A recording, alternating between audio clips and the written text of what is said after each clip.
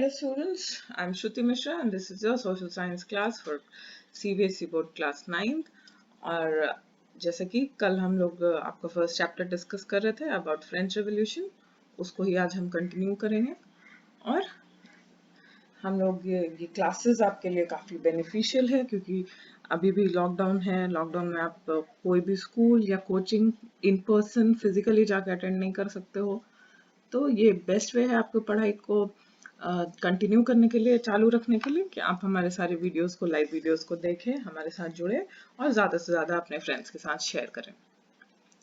और आपको कहीं पे भी पूरे चैप्टर को समझने में कहीं पे भी कोई परेशानी आती है, किसी वर्ड का आप मतलब नहीं समझ पाते हो या कोई कॉन्सेप्ट ऐसा है जो आपको वीडियो के बीच में ऐसा लगता है कि आप नहीं समझ पा रहे हो, तो आप प्लीज़ उसको कमेंट सेक्शन में लिखिए, मैं आपको साथ साथ में उसके बारे में बताते जाऊंगी। और इससे भी ज़्यादा अगर आपको प्रॉब्लम है, आपको 1-to-1 बेसिस पे कुछ जानना आप चाहते हो, और आपको अगर कोई ऐसा कॉन्सेप्ट है जो चैप्टर को पढ़ने के टाइम, जब लाइव वीडियो हो रहा है उस टाइम पे आप नहीं समझ पाते हो, तो आप कमेंट सेक्शन में, कमेंट बॉक्स में आप अपने कमेंट्स को, क्वेश्चंस को पूछिए, हम आपको अलग से हेल्प करने की कोशिश करेंगे।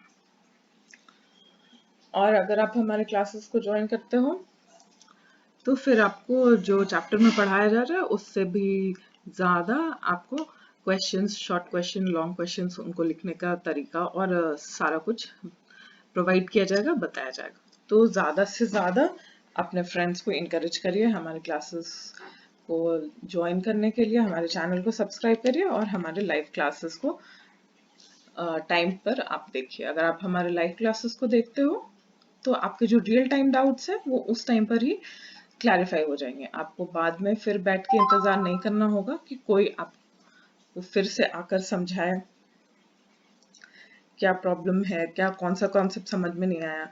तो आपको एक वर्ड को, एक कॉन्सेप्ट को समझने के लिए फिर काफी टाइम तक वेट नहीं करना होगा, तुरंत इन रियल टाइम आपका डाउट क्लियर होता जाएगा। So please subscribe to our channel, share it with your friends, like this video and get more and more views for this video. Now we'll continue with the explanation of the chapter from where we stopped yesterday. तो अभी तक आपके कल class में हमने देखा था कि फ्रेंच रेवोल्यूशन क्यों हुआ, क्या फ्रेंच सोसाइटी में क्या प्रॉब्लम्स थे जिनकी वजह से लोगों के मन में इतना गुस्सा था और उन्होंने रेवोल्यूशन को जन्म दिया, किस तरह के कॉन्सेप्ट्स थे, किस तरह की थ्योरीज थी सोसाइटी के अंदर जिसकी वजह से फ्रेंच रेवोल्यूशन हुआ। और फिर हमने देखा कि फ्रेंच रेवोल्यूशन में क्या क्या हुआ, किस तरह के इवेंट्स अनफोल्ड हुए, जो यहाँ पर आपको राइट हैंड साइड में ग्रीन बॉक्स में इंपॉर्टेंट डेट्स दिए गए। लुई 16 के साथ क्या हुआ, कैसे बिहेड किया गया उनको, लुई 16 ने किस तरह से फ्रेंच रेवोल्यूशन के प्रेशर में आके किन चीज़ों को एक्सेप्ट किया, रिजेक्ट किया, और लोगों ने क्या किया, ट्रीटी ऑफ वर्साई में क्या हुआ, फ्रेंच रेवोल्यूशन में ऑल ओवर क्या चल रहा था, ये हमने अपने कल के वीडियो में देखा। आज हम देखेंगे फ्रांस जो है वो अब एक कॉन्स्टिट्यूशनल मोनार्की कैसे बनता है।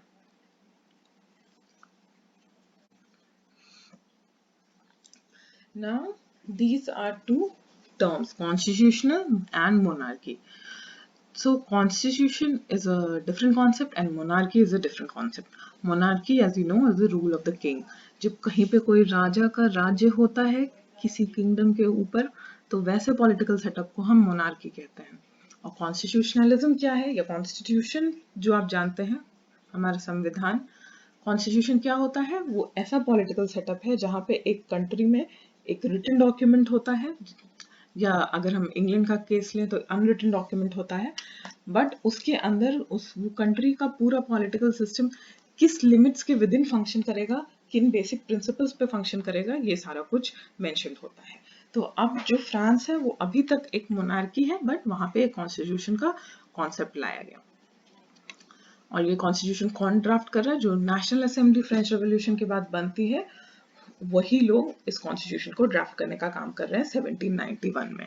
इसका मेन ऑब्जेक्ट क्या था, इसका ऑब्जेक्ट ये था कि मोनार्क जो किंग है, जो जिसका एब्सोल्यूट पावर था, पहले लिमिटलेस पावर था, वो जो चाहे वो कर सकता था, उसके पावर्स को लिमिट करना। उसके पावर्स पे ऐसे लिमिटेशंस को लगाना, ऐसे कंट्रोल करना उसके पावर को कि वो भी एक सिस्टम के सेटअप के विद इन रहकर ही कोई भी काम करे, उसका जो मन हो वो वैसा नहीं कर सकता है।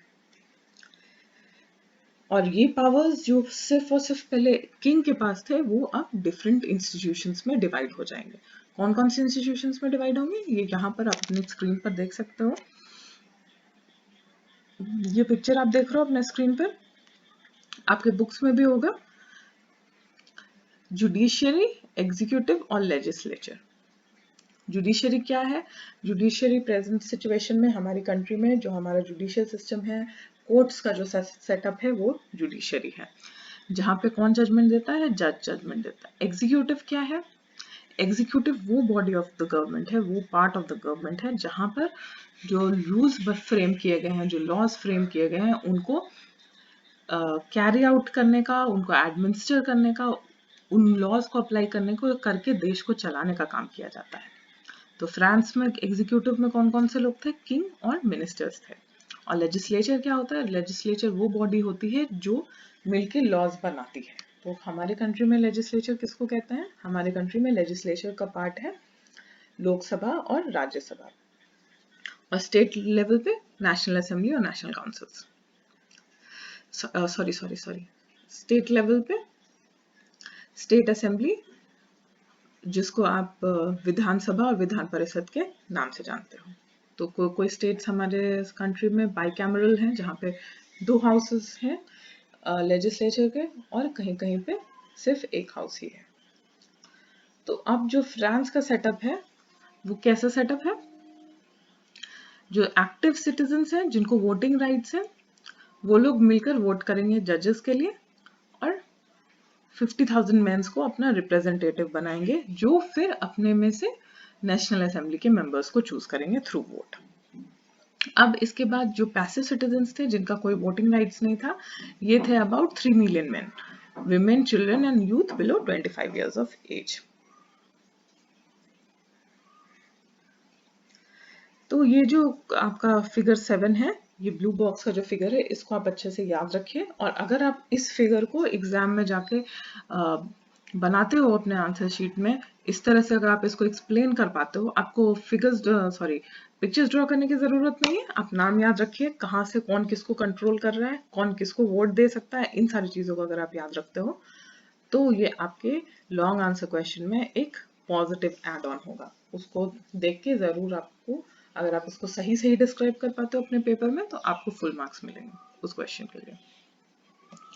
और इस सेटअप से क्या होता है? फ्रांस जो है वो एक कॉन्स्टिट्यूशनल मोनार्की बन जाता है, जहाँ पे किंग भी है, लेकिन वो किंग कैसे फंक्शन करेगा? कॉन्स्टिट्यूशन के लिमिट्स के विद इन फंक्शन करेगा। अब जो कॉन्स्टिट्यूशन था 1791 का, ये पावर्स वेस्ट करता था नेशनल असेंबली में लॉज बनाने के लिए। जो नेशनल असेंबली कैसे इलेक्ट होती थी अभी हमने देखा इस फिगर में। उसके बाद ये भी हमने देखा कि सारे सिटीजन्स को वोटिंग राइट्स नहीं थे, सिर्फ वैसे मेन को वोटिंग राइट्स थे जो 25 इयर्स के अबव हो, और जो 3 days के इक्वल वेजेस, 3 days के लेबरर्स के वेजेस के इक्वल टैक्सेस पे करते हो। इनको हम एक्टिव सिटीजन्स कहते थे। बाकी लोग जिनके पास वोटिंग राइट्स नहीं थे उनको हम पैसिव सिटीजन्स कहते थे। और कोई अगर इलेक्टर या as a member of national assembly elect होता है तो उस मैन को सबसे ज्यादा हाईएस्ट टैक्स पेइंग पर्सन होना चाहिए। अब जो फ्रेंच कॉन्स्टिट्यूशन है वो सबसे इम्पोर्टेंट पार्ट उसका जो था, ये जो कॉन्स्टिट्यूशन 1791 में बना, ये कॉन्स्टिट्यूशन फ्रांस का प्रेजेंट कॉन्स्टिट्यूशन नहीं है, बट ये 1791 में बना। और इसमें जो सबसे इम्पोर्टेंट जो बात थी वो था declaration of the rights of the man and citizen. पूरे वर्ल्ड में पहली बार ये सोचा गया, जो मॉडर्न ह्यूमन सोसाइटी है उसमें ये बात पहली बार सोचा गया कि एक इंडिविजुअल मैन का, एक सिंगल मैन का भी कुछ राइट्स हो सकता है। वो सिर्फ एक ग्रुप का, एक सोसाइटी का पार्ट नहीं है, उसके बियॉन्ड जाकर भी उसका अपना पर्सनल लाइफ है, उस लाइफ में कुछ राइट्स होने चाहिए उसको स्टेट में रहने के लिए। नेशन स्टेट्स फॉर्म करने के टाइम पर उस आदमी के एक सिंगल आदमी के पास कुछ राइट्स होने चाहिए जिसके साथ वो फ्रीली अपने लाइफ को लीड करेगा। और ये राइट्स उसको कौन गारंटी करेगा? ये राइट्स कॉन्स्टिट्यूशन गारंटी करेगा। अभी भी अगर आप अपने पॉलिटिकल साइंस में पढ़ोगे और अपने जूनियर क्लासेस में आपने सिविक्स में भी पढ़ा होगा कि हमारे कॉन्स्टिट्यूशन में हमारे पास 6 फंडामेंटल राइट्स हैं। तो ये राइट्स कहाँ से ड्रॉ करते हैं हम लोग? ये सारे राइट्स पूरे वर्ल्ड में जितने भी फंडामेंटल राइट्स के कॉन्सेप्ट हैं या ह्यूमन राइट्स का जो कॉन्सेप्ट है वो इसी डॉक्यूमेंट से आता है जो कॉन्स्टिट्यूशन ऑफ फ्रांस में पहले बार लिखा गया, declaration of rights of man and citizen. कौन कौन सी राइट्स गारंटीड होती थी इस डॉक्यूमेंट में? पहला राइट था राइट टू लाइफ, दूसरा राइट था right to freedom of speech, right to freedom of opinion, equality before law. और ये सारे जो इतने 4 राइट्स थे ये इनएलिएबल राइट्स थे। इनएलिएबल, नेचुरल और इनएलिएनेबल राइट्स का मतलब होता है ऐसे राइट्स जो ह्यूमन बीइंग के पार्ट हो, उसके life as a human being, क्योंकि एक इंसान का जन्म एज अ ह्यूमन बीइंग हुआ है, एज अ ह्यूमन हुआ है, इसलिए उसके पास ये सारे राइट्स उसके लाइफ में होने ही चाहिए और इसको कोई भी नहीं ले सकता। और ये उसके पास बर्थ से है और ये स्टेट का, एक नेशन स्टेट का, एक कंट्री का ये ड्यूटी है कि वो अपने सिटीजन्स के नेचुरल राइट्स को प्रोटेक्ट करे।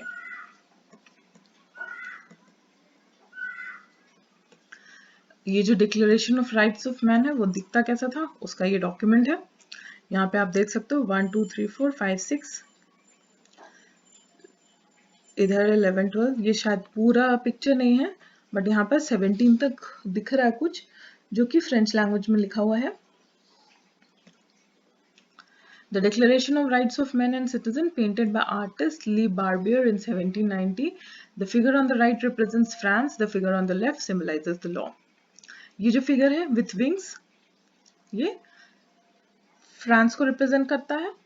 ये जो women का फिगर है और ये जो women का फिगर है in red and blue with broken chains, ये लॉ को सिंबलाइज करता है। और ये जो आई है इनर ट्रायंगल, ये हमने देखा था कि ये किस तरह से इक्वालिटी होना चाहिए सोसाइटी में, उसको सिंबलाइज करता है।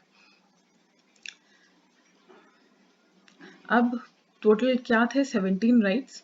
ये यहाँ पर आप इस बॉक्स में देख सकते हो, the declaration of rights of man and citizen में पहला राइट क्या है? Men are born and remain free and equal in rights. पहला राइट क्या दिया गया ह्यूमन बीइंग को कि सारे लोग, जितने भी लोग जन्म लेते हैं वो लोग फ्री हैं, उनको कोई भी स्लेव नहीं बना सकता अपना, और सबके पास, इस पूरे अर्थ पे जितने भी लोग रहते हैं सबके पास इक्वल राइट्स है, ना कोई किसी से ऊपर है ना कोई किसी से नीचे है। The aim of every political association is the preservation of the natural and inalienable rights of man. These are liberty, property, security, resistance to oppression. अब पॉलिटिकल एसोसिएशन में किस तरह के राइट्स हैं जो मैन के नेचुरल राइट्स हैं? वो है लिबर्टी, प्रॉपर्टी का rights, right to security, security का मतलब उसकी जान को, एक इंसान की जान को जो खतरा है उसकी अगेंस्ट प्रोटेक्शन कौन प्रोवाइड करेगा? स्टेट प्रोवाइड करेगा। और किसी भी तरह से उसके लाइफ को ऑप्रेस नहीं किया जाएगा, दबाया नहीं जाएगा, उसको एक फ्री लाइफ जीने का अधिकार है, जिसको कौन प्रोटेक्ट करेगा? हमेशा स्टेट प्रोटेक्ट करेगा। The source of all sovereignty resides in the nation. No group or individual may exercise authority that does not come from the people. अब जो sovereignty है, sovereignty क्या प्रिंसिपल है? सॉवरेनिटी वर्ड आपने काफी बार सुना होगा। सॉवरेनिटी का वो मतलब होता है कि एक कंट्री के ऊपर या एक ग्रुप ऑफ पीपल जो सॉवरेन है उनको कोई भी दूसरा आके कंट्रोल नहीं कर सकता, उनके ऊपर जबरदस्ती अपने नियम कानून को लागू नहीं कर सकता, और वो जिस तरह से चाहे वर्ल्ड के बाकी लोगों से, कंट्रीज से अपना रिलेशनशिप खुद मेंटेन कर सकते हैं। उनके ऊपर कोई भी तरह का रूल्स एंड रेगुलेशंस फोर्स नहीं किया जा सकता जब तक उनका कंसेंट ना हो। लिबर्टी क्या है? लिबर्टी जो एक बहुत ही इंपॉर्टेंट कॉन्सेप्ट है, अगर आप आगे जाकर अपने सब्जेक्ट्स में ह्यूमैनिटी चूज करते हो तो लिबर्टी जो है वो बहुत इंपॉर्टेंट कॉन्सेप्ट है रिलेटेड टू लॉ और राइट्स ऑफ ह्यूमन बीइंग। तो लिबर्टी कहता है कि ये ऐसा पावर है जिससे आप कुछ भी कर सकते हो अपने लाइफ में। ये वहां तक एक्सटेंड होता है जहां तक आप किसी और के राइट्स को इंज्योर नहीं करो, किसी के और के राइट्स को आप हार्म नहीं करते हो, वहां तक आपके पास लिबर्टी है कि आप जो चाहे अपनी लाइफ में कर सकते हो। जो फिफ्थ है राइट वो है the law has the right to forbid only actions that are injurious to the society. अब सोसाइटी में लॉज सिर्फ ऐसे हो सकते हैं जो वैसे ही एक्शंस को फॉरबिड करें जो सोसाइटी के लिए हार्मफुल हो। वैसे किसी भी एक्शन को लॉ फॉरबिड नहीं कर सकता है, मतलब लॉ मनमाना नहीं हो सकता। लॉ बनाने वाले का ये अधिकार नहीं है कि वो जिस चीज को चाहे उसको मना कर दे या रोक दे। सिर्फ वैसी चीजें जो सोसाइटी एट लार्ज को हार्म करेंगे, सिर्फ उन चीजों को ही लॉ के थ्रू फॉरबिड किया जा सकता है या मना किया जा सकता है। Law is the expression of the general will. All citizens have the right to participate in its formation, personally or through their representatives. All citizens are equal before it. Law क्या है? लॉ वही होगा जिसमें society के सारे members participate करते हैं, या तो डायरेक्टली या फिर वोट के थ्रू अपने रिप्रेजेंटेटिव्स को चुनकर। और लॉ के सामने सारे लोग इक्वल होंगे। लॉ किसी के लिए डिफरेंट नहीं होगा। एक कंट्री में सारे लोगों के लिए लॉ सेम होगा और सब लोगों को इक्वल ट्रीटमेंट देगा। किसी भी मैन को अक्यूज, अरेस्ट या डिटेन नहीं किया जा सकता है वैसे केसेस को छोड़ के जहां पर लॉ कहता है कि ये एक ऑफेंस है या एक क्राइम है। अभी भी आप अपने कंट्री का सिचुएशन अगर देखोगे तो आपको ऐसे किसी भी चीज के लिए पनिश नहीं किया जा सकता जो किसी न किसी लॉ बुक में, किसी न किसी एक्ट में एज अ क्राइम डिफाइन नहीं है। Every citizen may speak, write, and print freely. He must take responsibility for the abuse of such liberty in cases determined by the law. और सारे citizens को अपनी बात कहने का, लिखने का या उसको प्रिंट फॉर्म में डिस्ट्रीब्यूट करने का पूरा पूरा अधिकार है, जो हम जिसको आज के टर्म्स में जिसको हम लोग freedom of speech and expression कहते हैं या फ्रीडम ऑफ प्रेस कहते हैं। For the maintenance of the public force and for the expenses of the administration, a common tax is indispensable. It must be assessed equally on all citizens in proportion to their means.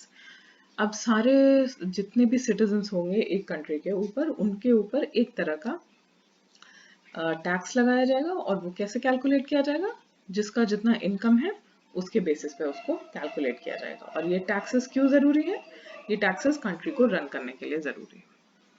और जो last फिर आपको फिर 12th के बाद बाकी rights नहीं दिए गए हैं, फिर डायरेक्टली नंबर 17 दिया गया है जो कहता है since property is a sacred and inviolable right, no man may be deprived of it unless a legally established public necessity requires it. In that case a just compensation must be given in advance. तो ये जो property का rights है, individual person की property का rights, पहले जो property होती थी वो स्टेट ओन प्रॉपर्टी होती थी। सारा प्रॉपर्टी या तो किंग में वेस्ट करता था या फिर जैसे हमारे कंट्री में जमींदार का सिस्टम था, वैसे अलग अलग कंट्रीज में आपको अलग अलग सिस्टम्स मिलेंगे जहाँ पर जितनी भी प्रॉपर्टी होती थी, जितनी भी लैंड प्रॉपर्टी है, वो किसी एक पर्सन के पास नहीं होके वो पूरा का पूरा या तो वहाँ के राजा के पास या जमींदार के पास या वैसे किसी भी सिमिलर काइंड ऑफ अथॉरिटी के पास होगा। बट अभी फ्रेंच कॉन्स्टिट्यूशन कहता है कि प्रॉपर्टी हर एक पर्सन का लीगली स्टैब्लिश्ड राइट है और उसको कोई ले नहीं सकता। और किसी से अगर प्रॉपर्टी पब्लिक का प्रॉपर्टी, किसी एक पर्सन का प्रॉपर्टी अगर कंट्री को लेना है किसी ना किसी रीजन की वजह से, किसी ना किसी जस्टिफाइड काम को करने के लिए, तो उसके बदले में उसको एक कॉम्पनसेशन देना है। तो ये जो प्रिंसिपल्स हैं rights of declaration of man के, ये सारे प्रिंसिपल्स आपको अभी भी अराउंड द वर्ल्ड सारे कॉन्स्टिट्यूशंस में मिलेंगे। अभी भी हर जगह यही लॉ है कि अगर प्रॉपर्टी, किसी का भी प्रॉपर्टी स्टेट लेती है या तो रोड बनाने के पर्पस के लिए या ब्रिज बनाने में या और किसी भी तरह के कंस्ट्रक्शन के पर्पस में, अगर किसी का पर्सनल प्रॉपर्टी चला जाता है तो उसके बदले में उसको इक्वल वैल्यू का कॉम्पनसेशन दिया जाएगा।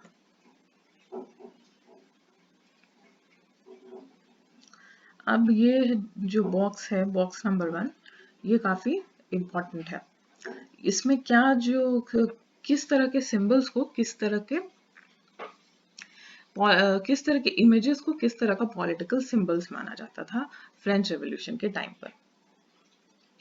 और ये क्यों इम्पोर्टेंट है? इसलिए इम्पोर्टेंट है क्योंकि 18th सेंचुरी में मेन और वुमेन, जो फ्रांस के मेन और वुमेन थे, वो लिटरेट नहीं थे। ज्यादातर लोग लिख पढ़ नहीं सकते थे। इसलिए इस तरह के इमेजेस या सिंबल्स बनाया गया था जिससे उनको इंस्पायर किया जा सके through political ideas of freedom and liberty. और राइट्स ऑफ मैन में इनको बहुत जगह उस पेंटिंग में यूज किया गया है। जैसे ब्रोकन चेन्स का मतलब है चेन्स को यूज किया जाता था स्लेव्स को बांध कर रखने के लिए, तो ब्रोकन चेन्स का मतलब होता है freedom. Bundle of rods of axes, एक रॉड को आप एक लकड़ी का, अगर एक लकड़ी की टहनी है उसको आप इजीली तोड़ सकते हो, बट वो अगर एक बंडल में है एक साथ है तो उसको तोड़ना बहुत मुश्किल है। तो इसीलिए ये जो बंडल है ये सिंबलाइज करता था strength lies in unity. I with in a triangle radiating light, इसका मतलब होता था नॉलेज, एक ऐसा लाइट जो सब क्लाउड्स ऑफ इग्नोरेंस को हटाएगा और हर किसी की लाइफ में नॉलेज का लाइट लेकर आएगा। स्केप्टर, ये सिंबल था रॉयल पावर का, क्योंकि किंग्स हमेशा स्केप्टर कैरी अपने साथ रखते थे, इसलिए स्केप्टर जो है वो किंग के या रॉयल पावर का सिंबल था। Snake biting its tail to form a ring, ये सिंबल है इटर्निटी का, क्योंकि रिंग का ना कोई एक बिगनिंग होता है ना कोई एंड होता है।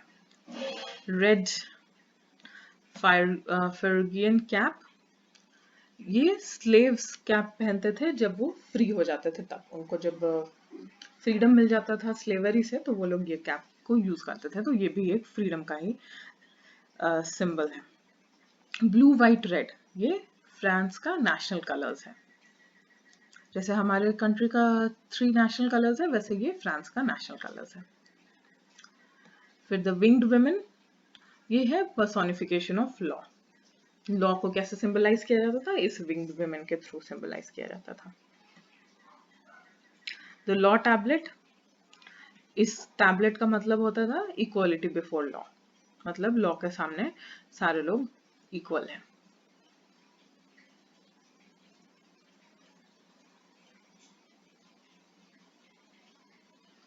और अब अगर आप इस तरह के जो क्वेश्चंस हैं आपके बॉक्सेस में और बॉक्सेस से रिलेटेड जिस तरह की एक्टिविटीज या क्वेश्चंस आपके एग्जाम में आ सकते हैं, इन सारी चीज़ों को भी अगर आप जानना चाहते हो, डिस्कस करना चाहते हो, तो प्लीज़ आप हमारे क्लासेस को ज्वाइन करिए। आपको इन सारी चीज़ों को और डिटेल में समझाया जाएगा, आपको नोट्स भी मिलेंगे जो कि आपके एग्जाम्स के लिए काफ़ी हेल्पफुल होंगे। अब जो थर्ड स्टेज आता है फ्रेंच रेवोल्यूशन में, वो क्या है, वो है किस तरह से फ्रांस मोनार्की को अबॉलिश करता है और एक रिपब्लिक बन जाता है। अभी तक हमने क्या देखा था कि कॉन्स्टिट्यूशनल मोनार्की है, मोनार्क एक है, एक किंग है, बट उसके पावर्स को लिमिट किया जा रहा है थ्रू कॉन्स्टिट्यूशन। अब मोनार्क को कम्प्लीटली अबॉलिश किया जा रहा है, हटा दिया जा रहा है, किंग का सिस्टम ही हटा दिया जा रहा है और फ्रांस जो है वो अब एक रिपब्लिक बन जाएगा। किस तरह से रिपब्लिक बनेगा और रिपब्लिक क्या होता है? रिपब्लिक एक ऐसा कॉन्सेप्ट है जहां पर स्टेट का जो हेड होता है वो किंग की तरह हेरिडिटी नहीं होता, मतलब किंग का बेटा ही किंग बनेगा, वैसा नहीं होता। रिपब्लिक में जिसको लोग चूज करेंगे अपना रिप्रेजेंटेटिव, वही कंट्री को हेड करेगा या वही लीडर बनेगा। अब फ्रांस किस तरह से रिपब्लिक बनता है? अब कॉन्स्टिट्यूशनल मोनार्की होने के बाद भी फ्रांस का सिचुएशन जो था वो कंटिन्यूअसली वहां पर टेंशन अभी भी चल रहा था, रेवोल्यूशन का स्पिरिट एंड नहीं हुआ था और लोग अभी तक जो पॉलिटिकल सेटअप था उससे सेटिस्फाइड नहीं थे। लुई 16 जो वहां के किंग थे उन्होंने कॉन्स्टिट्यूशन को साइन कर दिया था, बट साथ ही साथ वो किंग ऑफ प्रूशिया के साथ एक नेगोशिएशन, सीक्रेट नेगोशिएशन वो कर रहे थे, जहां जिसके थ्रू वो फ्रांस में होने वाले रेवोल्यूशंस को दबाना चाहते थे। और जो फ्रांस के अदर जो नेबरिंग कंट्रीज थी वहां के भी जो रूलर्स थे, किंग्स थे, वो लोग काफी परेशान थे फ्रांस में जो डेवलपमेंट हो रहा था उसको देखकर, क्योंकि जो फ्रेंच रेवोल्यूशन में जो होता है, जिस तरह के राइट्स को, जिस तरह के प्रिंसिपल्स को और जिस तरह के कॉन्सेप्ट्स को लोग स्टैब्लिश करना चाहते हैं एक कंट्री के ऊपर, वो मोनार्की के लिए बहुत बड़ा खतरा है। क्योंकि किंग का रूल तभी तक सेफ था जब तक लोग अपने आप को किंग के चरणों में समर्पित, किंग को अपना भगवान मानते थे और वो जो चाहे वो कर सकता था, उसको कोई क्वेश्चन करने वाला नहीं था। अब जब लोग कॉन्स्टिट्यूशन के कॉन्सेप्ट में आ रहे थे और अपने राइट्स को पहचान रहे थे, अपने आप को खुद को पॉलिटिकल राइट्स दे रहे थे, इंडिविजुअल राइट्स दे रहे थे कंट्री में, तो अब हर जगह के किंग के रूल को खतरा था। और फ्रांस से इंस्पायर होके पूरे वर्ल्ड के लोग अब इन सारी चीज़ों को समझना शुरू कर रहे थे कि एक कंट्री का पॉलिटिकल सेटअप किस तरह का होना चाहिए, जिसमें लोग खुल के सांस ले सकें, उनके पास राइट्स हो अपने लाइफ को जिस तरह से वो जीना चाहते हैं उस तरह से जीने का, और अपने लाइफ को अच्छा से अच्छा बनाने का। तो जितने भी आसपास के कंट्रीज के किंग थे, वो सब लुई 16 के साथ मिलके फ्रेंच रेवोल्यूशन को दबाने के लिए अपने ट्रूप्स को भेजना चाह रहे थे। लेकिन ये बात जो है, ये नेशनल असेंबली को किसी तरह से पता चल जाती है, और अप्रैल 1792 में नेशनल असेंबली प्रूशिया और ऑस्ट्रिया के ऊपर वॉर डिक्लेयर करता है। इससे पहले कि प्रूशिया, ऑस्ट्रिया और उस तरह के अदर कंट्रीज फ्रेंच रेवोल्यूशन को दबाने के लिए अपने आर्मीज को भेजे, नेशनल असेंबली उनके अगेंस्ट ही वॉर डिक्लेयर कर देती है। बहुत लोग खुद वॉलंटियर करके आर्मी को ज्वाइन करते हैं, फ्रेंच आर्मी को। ये लोग क्या सोचते हैं, लोगों के अंदर इस वॉर को लेके ये फीलिंग थी कि ये जो वॉर है वो पूरे वर्ल्ड में रिपब्लिक या डेमोक्रेसी स्टैब्लिश करने के लिए बहुत ज़रूरी है, और किंग के रूल को ख़त्म करना बहुत ज़रूरी है। अगर हम लोग इस वॉर में पार्टिसिपेट नहीं करते हैं और नेशनल असेंबली हार जाती है इस वॉर में अगेंस्ट प्रूशियन ऑस्ट्रिया, तो ये किंग्स का और एरिस्टोक्रेसीज का जीत होगा।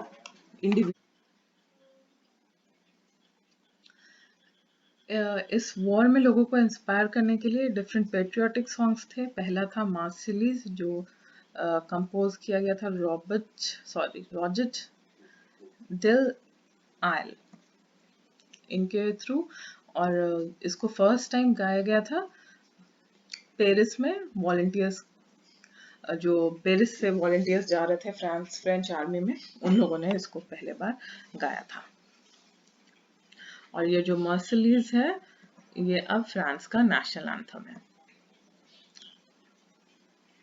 इन सारी चीजों को आप 1 मार्क्स क्वेश्चन के लिए प्लीज आप याद रखो, और इससे आपका जो जनरल नॉलेज है वो भी एनरिच होगा। The revolutionary wars brought losses and economic difficulties to the people. अब ऑलरेडी फ्रांस गरीब था, ये हमने देखा है कि क्यों फ्रेंच रेवोल्यूशन हुआ, क्योंकि फ्रांस की इकोनॉमी के पास बिल्कुल भी पैसा नहीं था, फ्रांस के रेवेन्यू में बिल्कुल भी पैसा नहीं था, बिकॉज ऑफ डिफरेंट वॉर्स।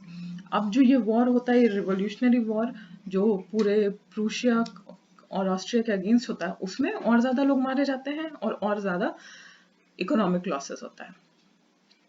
अब जितने मेन थे फ्रांस के, वो लोग वॉर में थे, और जो विमेन थी उन लोगों के ऊपर अब ये जिम्मेदारी हो गई थी कि वो पैसे कमाकर अपने परिवार को चलाएं। और ज्यादातर जो लार्ज पार्ट ऑफ पॉपुलेशन था, वो लोग कन्विंस्ड थे कि रेवोल्यूशन को किसी ना किसी तरह से फर्दर चलाना है, क्योंकि अगर रेवोल्यूशन फर्दर नहीं चलेगा तो जो कॉन्स्टिट्यूशन ऑफ 1791 है वो कुछ लोगों को ही पॉलिटिकल राइट्स देता है, जिसमें सिर्फ वैसे लोग ही आते हैं जिनके पास सोसाइटी में ज्यादा पैसा था और जो लोग ज्यादा से ज्यादा टैक्सेस पे करते थे। तो बहुत सारे ऐसे पॉलिटिकल क्लब सामने आ रहे थे जिनका इम्पोर्टेंट काम यही था कि वो गवर्नमेंट से लोगों के विशेस को डिस्कस करें और वैसे पॉलिसीज और प्लान्स को फ्रेम करने में गवर्नमेंट को हेल्प करे जैसा लोग चाह रहे हैं। और इसमें जो सबसे सक्सेसफुल क्लब था वो था जैकोबिन्स। इसका नाम कहाँ से उन लोगों को मिला? एक कॉन्वेंट था of Saint Jacobin in Paris. ये एसटी को हम लोग सेंट पढ़ते हैं, सेंट जैकोबिन इन पेरिस। और इस टाइम पे विमेन के भी डिफरेंट क्लब्स चल रहे थे, और इनके बारे में हम सेक्शन 4 में पढ़ेंगे। इस चैप्टर के सेक्शन 4 में पढ़ेंगे, अभी हम सेक्शन 3 में। और ये लोग क्या डिमांड करते थे और क्या एक्टिविटीज थी इन क्लब्स की, ये हम बाद में देखेंगे। The members of the Jacobin club जो थे वो mainly prosperous sections of the society के थे। प्रॉस्पेरस मतलब वैसे wealthy section of the society, वैसे लोग जिनके पास सोसाइटी में पैसा था। इनमें कैसे लोग थे? स्मॉल शॉपकीपर्स, आर्टिशंस मतलब ऐसे लोग जो अपने हाथ से काम करते हो, shoe makers, pastry cooks, watch makers, printers, servants, daily wage workers. तो ये वैसे लोग थे जो सोसाइटी में बहुत ज्यादा रिच नहीं थे बट स्टिल कुछ पैसा कमा रहे थे। और इनका लीडर कौन था? इनका लीडर था मैक्समिलियन रॉबेस्पियरी। अब हम आगे इस चैप्टर में देखेंगे कि मैक्समिलियन रॉबेस्पियरी का पॉलिटिकल सिनेरियो में, फ्रांस के पॉलिटिकल सेटअप में कितना बड़ा रोल होता है। और ये लोग जो जैकोबिन क्लब से बिलोंग करते थे, ये लोग क्या पहनते थे? ये इस पिक्चर में जो आप ड्रेस देख रहे हो, स्ट्रिप पैंट्स, ऐसा पहनते थे। और ये लोग नी ब्रीचेस नहीं पहनते थे। नी ब्रीचेस जो सोसाइटी के ज्यादा रिच लोग थे वो लोग नी ब्रीचेस पहनते थे। नी ब्रीचेस क्या होता है ये आप जाकर गूगल में सर्च करो, आपको फ्रेंच सोसाइटी का जो एरिस्टोक्रेटिक पार्ट था, ये एरिस्टोक्रेटिक लोग थे, उनका क्या ड्रेसअप था वो अगर आप सर्च करोगे तो आपको दिखेगा कि इस ड्रेस के वो कंप्लीटली ऑपोजिट था।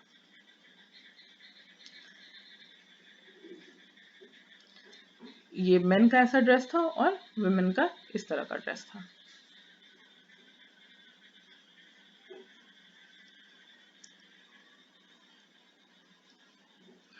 और जो लेफ्ट हैंड साइड में आप देख रहे हो स्क्रीन पे, वुमेन का एक पेंटिंग, ब्लू ड्रेस पहना हुआ है और हाथ में रेड कैप है।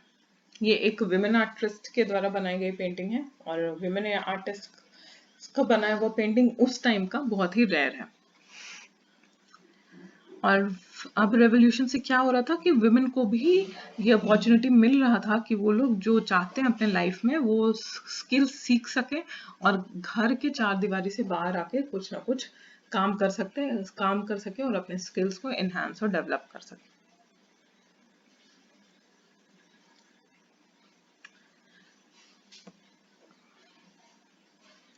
यहाँ पे ये फीमेल का आइडिया ऑफ फ्रीडम है, किस तरह से फीमेल भी फ्रीडम सिंबलाइज कर सकती है, उस चीज को एक विमेन आर्टिस्ट ने पेंट किया है।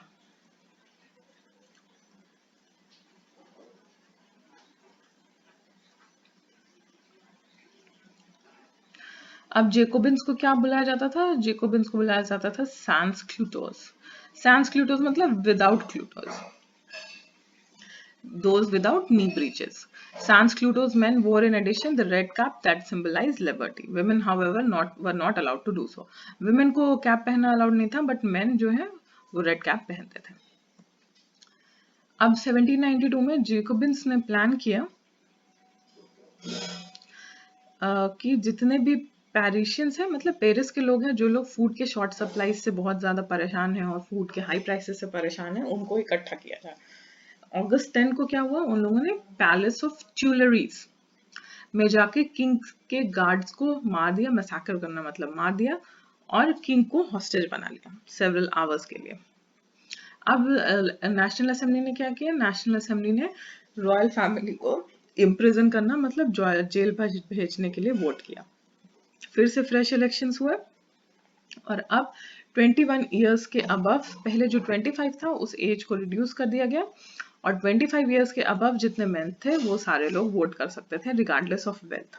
पहले क्या था, एक टैक्स का क्राइटेरिया फिक्स था, जो लोग इतना टैक्स पे करते हैं सिर्फ वही लोग, और जो 25 इयर्स के अबव है वही सिर्फ वोट कर सकते थे। अब वो रूल हटा दिया गया और 21 इयर्स के अबव जो भी है वो वोट कर सकता था और regardless of wealth.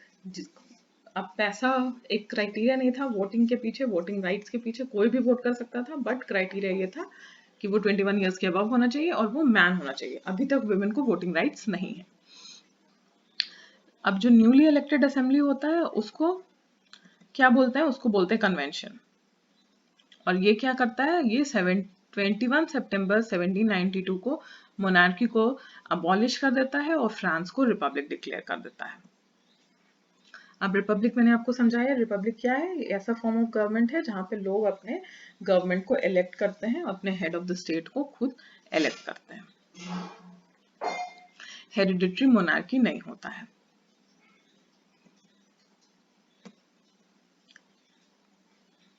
Treason, betrayal of one country's or government. Louis XVI was sentenced to death by the court on the charge of treason. अब लुई 16 जो किंग थे वहां के, उनको डेथ सेंटेंस दे दिया गया, मतलब उनको कैपिटल पनिशमेंट दिया गया। किस बेसिस पे? कोर्ट ने उनको ट्रिजन जो एक क्राइम है उसका गिल्टी पाया। ट्रिजन मतलब अपने कंट्री को बेट्रे करना, अपने कंट्री के अगेंस्ट किसी भी तरह से प्लॉटिंग करना।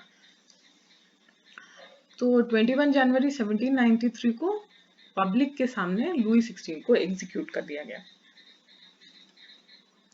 एक्ट कहां पे किया गया?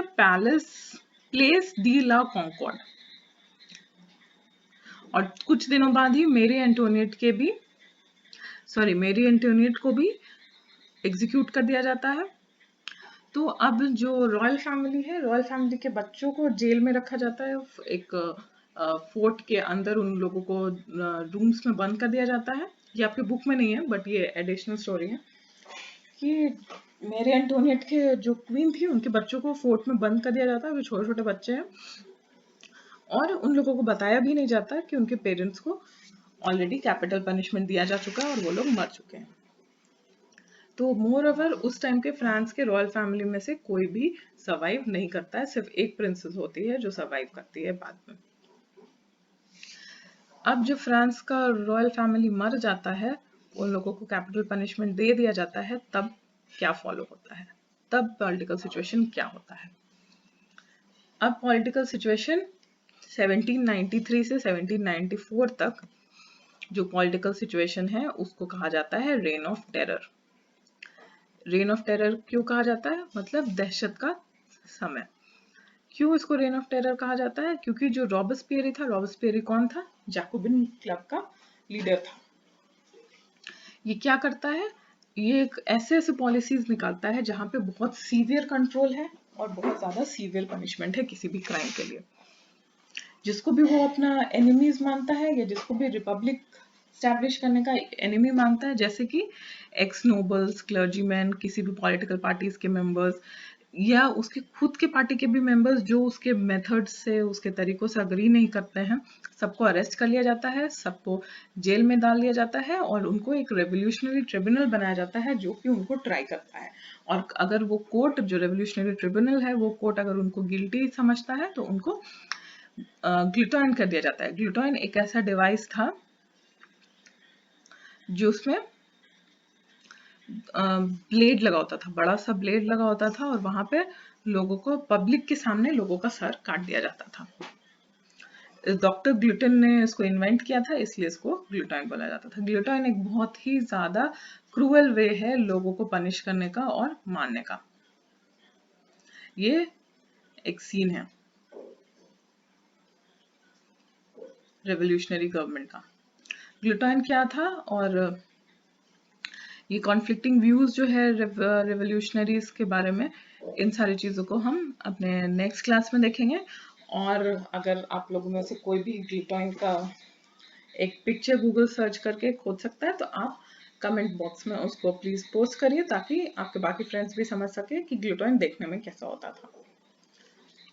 और अभी अगर आपको इस चैप्टर को अभी तक, जहाँ तक हमने इसको पढ़ा है, वहां तक समझने में किसी भी तरह से कोई प्रॉब्लम आता है, कोई भी परेशानी आपको है, आप कमेंट सेक्शन में कमेंट करिए।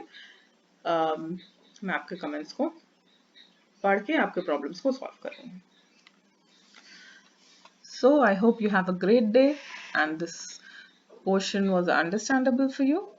So see you in the next video.